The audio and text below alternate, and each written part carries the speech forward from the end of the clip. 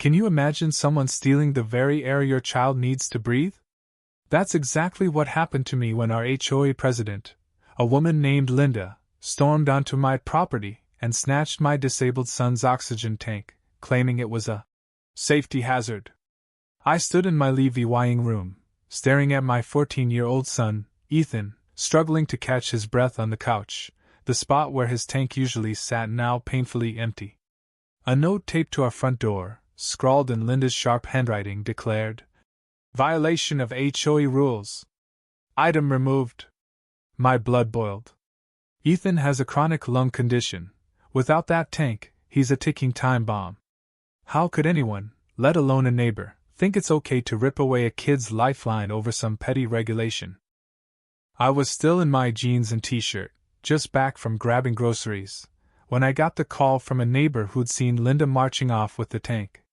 Ethan's eyes, wide with fear, locked onto mine as he wheezed softly. I knelt beside him, promising I'd fix this, but inside, I was raging.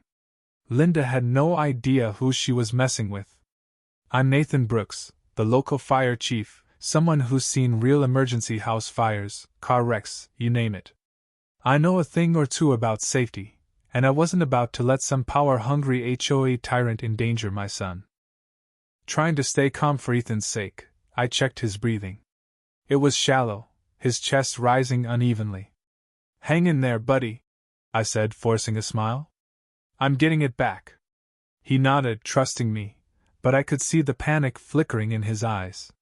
Ethan hates feeling like a burden, and Linda's stunt treating his medical equipment like trash hit him hard. I grabbed the spare portable tank from my truck, a backup I keep for emergencies. The summer heat hit me like a wall as I hauled it inside, hooked it up, and watched Ethan's breathing steady slightly. It'd hold him for now, but it wasn't a long-term fix. If his condition flared up overnight, we'd be in trouble. Linda's note had a phone number and a smug line about discussing proper disposal. Disposal? My heart pounded. Was she seriously planning to destroy Ethan's tank? I dialed her number, my jaw tight. She picked up after 4 rings, her voice dripping with fake politeness. "Linda speaking? Who's this?" I introduced myself, barely keeping my tone civil, and demanded to know why she'd taken my son's medical equipment. She sniffed, launching into a spiel about HOA rules on hazardous materials, and how an oxygen tank could explode, or start a fire. I nearly laughed. Me, a fire chief, being lectured on safety by someone who probably couldn't tell a smoke alarm from a toaster. "Did you know Ethan needs that tank to live?" I asked, cutting her off.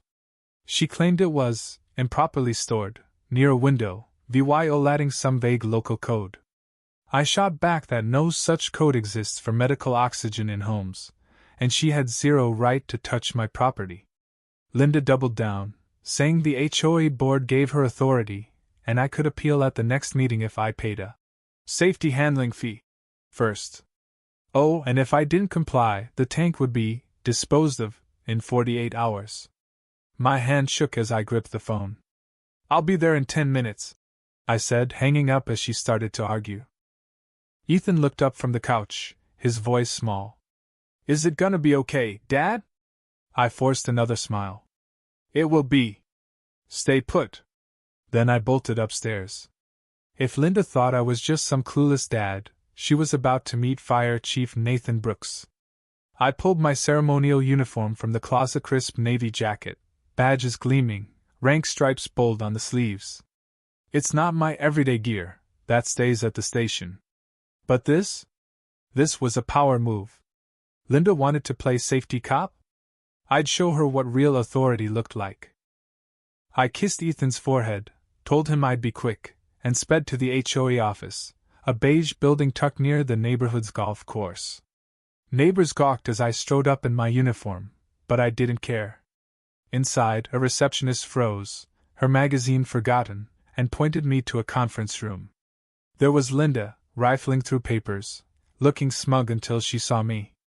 Her jaw dropped, just for a second, before she recovered. "Are you Ethan's father?" she asked, eyeing my uniform warily. "Fire Chief Nathan Brooks," I said, voice steady. You took my son's oxygen tank. I want it back. Now.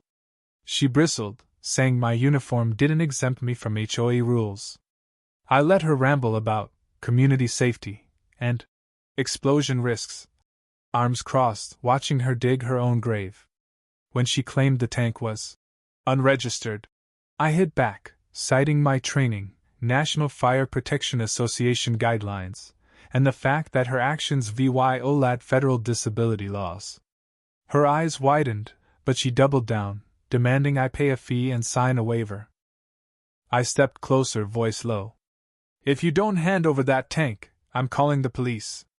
Theft of medical equipment from a disabled minor isn't a good look. Her face reddened, but she grabbed a keyring and led me to a storage shed out back. There it was, Ethan's tank, scratched and leaning against a pile of confiscated junk. My stomach twisted. One wrong move, and it could have been damaged, leaking oxygen in a way that'd actually be dangerous. The irony? Linda's recklessness created more risk than my violation ever did. I lifted the tank carefully, checking for damage, and told her no HOA rule trumps my son's right to breathe. She muttered about Section 12, Clause 8, but I shut her down. Try me, I said.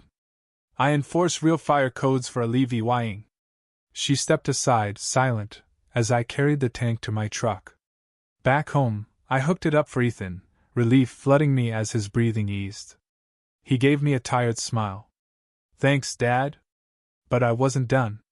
Linda's threat to dispose of the tank told me she wouldn't stop. Over the next few days, I dug into the HOA bylaws. No mention of banning medical oxygen, just a vague rule about combustible items that didn't apply.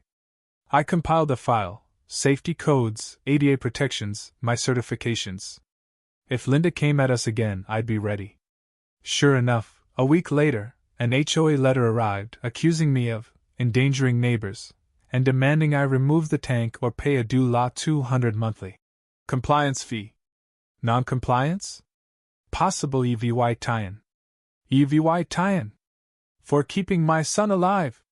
Linda's signature sat at the bottom, bold and taunting. I was done playing nice. I emailed the entire HOA board, demanding an immediate hearing, citing legal protections, and threatening a lawsuit. Days passed with no reply, and Ethan started asking if we'd have to move. Not a chance, I told him, hiding my own worry. Finally, the board scheduled a meeting, open to residents. Game on. I wore my uniform again, not to flex, but to remind them who I was, a fire chief, not some pushover. At the community center, neighbors whispered as I walked in. Linda sat at the board table, smirking until she saw me. The meeting dragged through mundane topics, pool hours, landscaping before they got to my violation. Linda launched into a speech, painting me as a reckless neighbor ignoring safety. I waited, fists clenched, then stood when given the floor. Fire Chief Nathan Brooks, I began, meeting every board member's eyes. My son Ethan needs that oxygen tank to live. I store it per fire codes, safer than anything Linda's ever touched. I laid out her theft, the danger it caused, and how her actions broke ADA and fair housing laws. Murmurs spread. A board member, Sarah, asked why Linda acted alone. Linda stammered about emergencies, but Sarah wasn't buying it. Another member, Tom, admitted the board needed a vote to seize property. I handed out my file codes, laws, proof. Linda's face paled. She tried pivoting to the unpaid fee, but Sarah cut in, saying fees on medical devices could be discriminatory. The board's lawyer, looking exhausted, confirmed it, penalizing Ethan's tank risked a lawsuit. Linda's jaw tightened, but she was losing. I sealed it by showing her note threatening to dispose